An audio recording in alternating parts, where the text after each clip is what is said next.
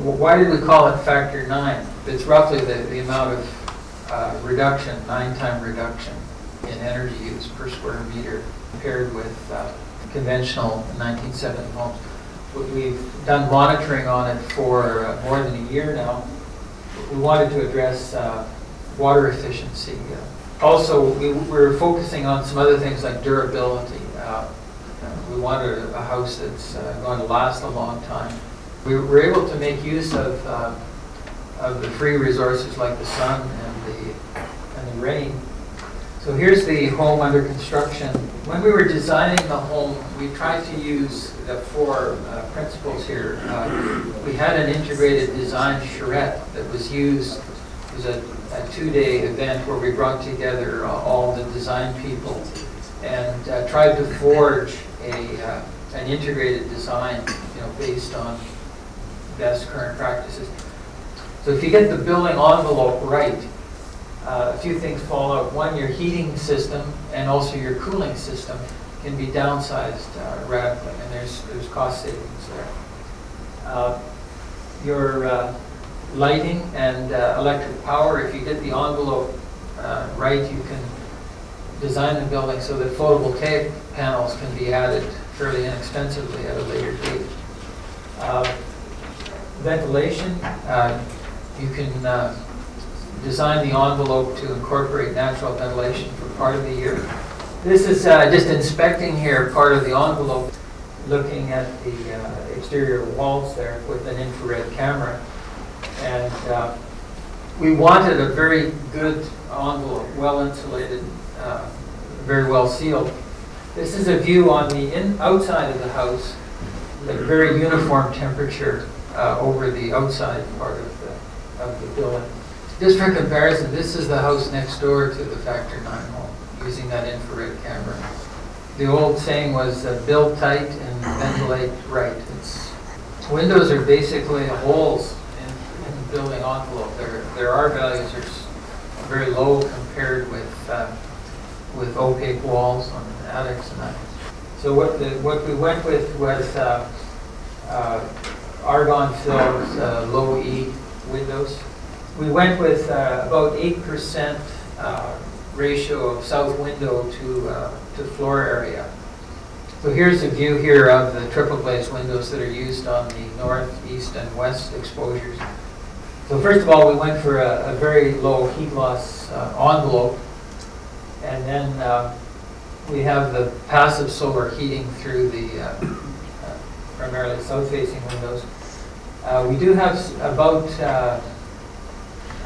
220 square feet of active solar thermal panels. So here's the south wall of the house. It looks sort of like a curtain wall or glass wall.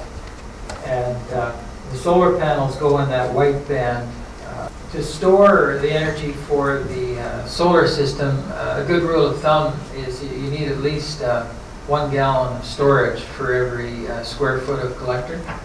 And we have roughly about 3 times that amount. And so here's the construction here. To get some of that cooling out of the ground, they put 2 loops of that PEX piping, that cross-linked polyethylene, into attached to the rebar and then put it down the hole. And in virtually all places in the world, the ground temperature, the deep ground temperature, is very similar to your annual average air temperature. And if you go down 15 feet into the ground, the average temperature is, I think it's about 5 degrees Celsius. It's pretty close. And so there is some cooling available down there. They put a concrete grade beam on top of the piles, and then these structural insulated panels, which are being assembled here. They fit together with a spline at the joints, and they're in 4x8 panels. To run the electrical wires, they drill a hole is pre-drilled at the factory down from above, and they thread the wire through that.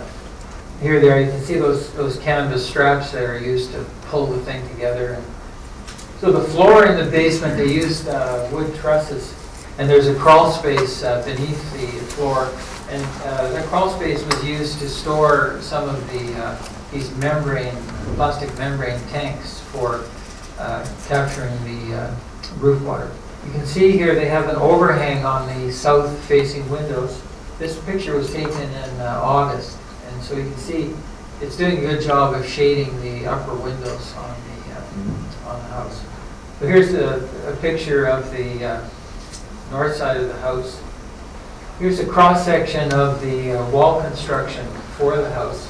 Starting in the basement, they have the grade beam, and then there's the structural insulated panels. So here's the exterior appearance of that brick product, and it works quite well. The units lock together like this, and then it looks like grouting there, but it's actually colored sand. Water efficiency measures. The toilets we used, we measured the flow on each of the toilets in the house, and they actually come in at about 4 liters per flush.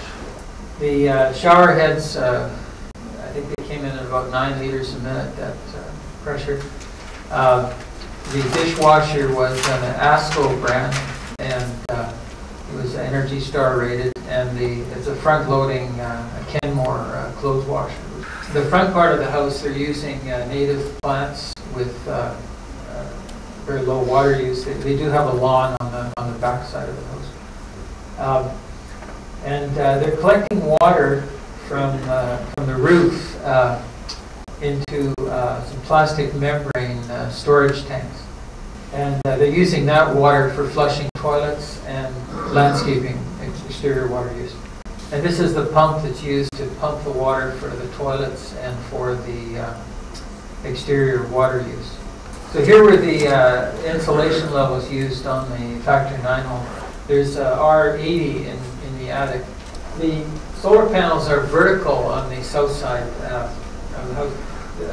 The Factor 9 house does not face exactly south. It's because of the lot. It's about 26 degrees to the west of, to the east of south.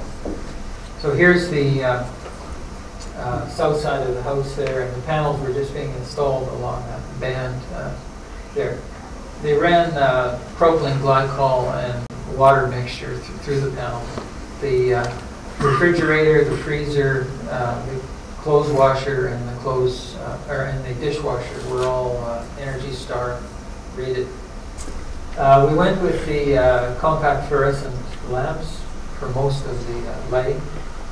Air-to-air heat exchanger, we used a Venmar unit which had brushless direct current motors, which are more. And we used a device called the Energy Detective. It's a device that gives an instantaneous readout of how much electricity you're using in the home.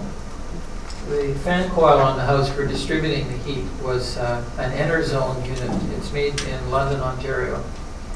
And we're using the same coil for both space heating and space cooling. They just have some manual valves that allow you to go from heating to cooling mode.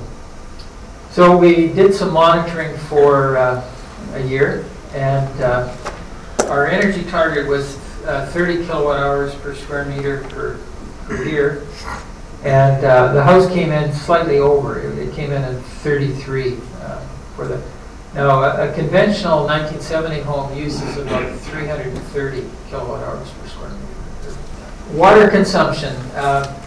We had a target of a 50% reduction compared to standard homes. Your average home in Canada uses around, with its 4 occupants, around 500 cubic meters of water a year.